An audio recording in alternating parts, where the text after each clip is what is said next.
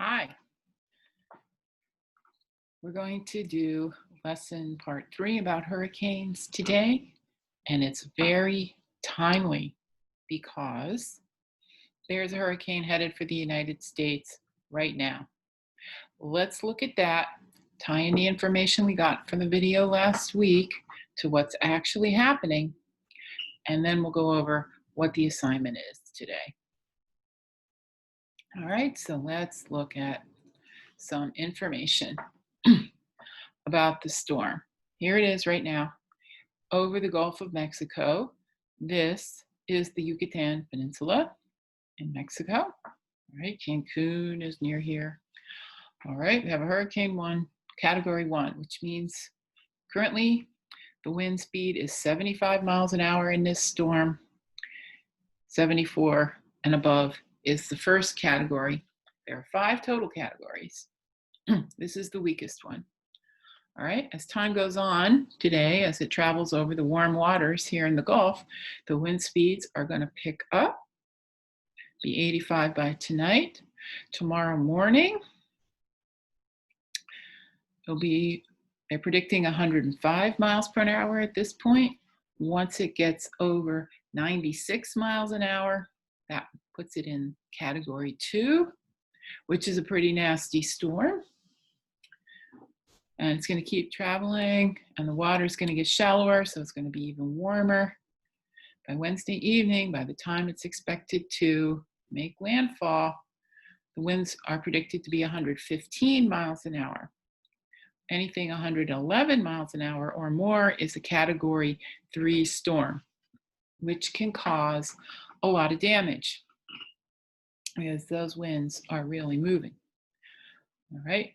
After it hits land, it's going to lose strength, like we learned. And so by Thursday morning, it'll still be a hurricane, but the winds will have slowed down to 90 miles an hour, which is going to put it back in Category 1 territory. What's going to happen after that? Well, it's just going to keep moving, following this path based on its wind directions, and it's going to come over parts of the United States, and this is New Jersey, right there. So Saturday and Sunday, we're going to have this tropical depression over us. All right, the winds will still be going pretty fast at 30 miles an hour.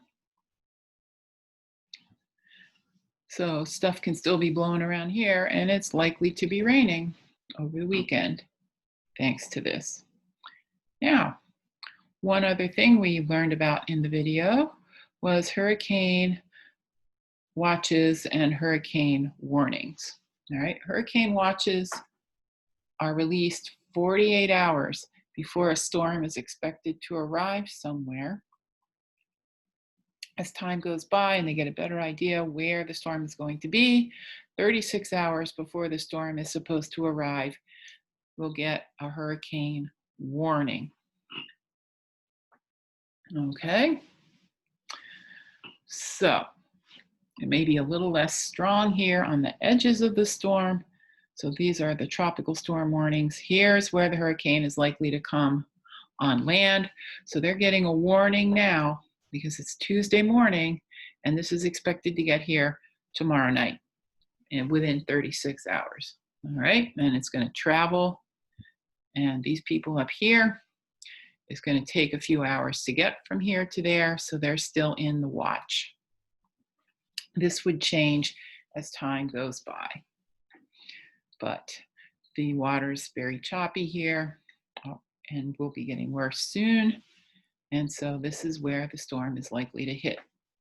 So everything we learned about last week in the video really applies to actual hurricanes, and it should be getting here tomorrow night.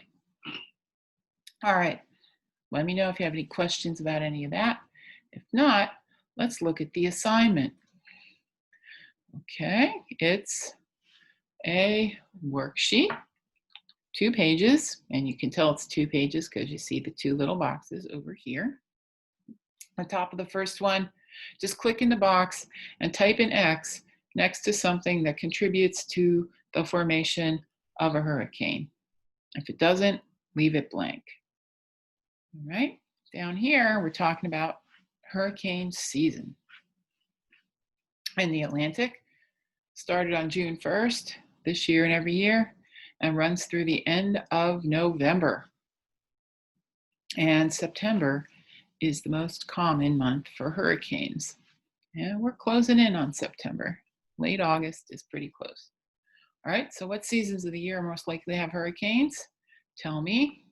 Tell me 3 things you know about hurricanes and seasons here on Earth that are related to when and how hurricanes form. All right, why do we have seasons? What are they due to? Are they due to the sun? Are they due to the moon? Are they due to the position of the Earth? Are they due to the motion of the Earth? What makes seasons and why and how do hurricanes form in those seasons that you think are the most likely to have them? Just explain to me what's going on, best you can. Okay, and the most powerful hurricane of 2012 didn't actually come in September that year. It came on October 29th.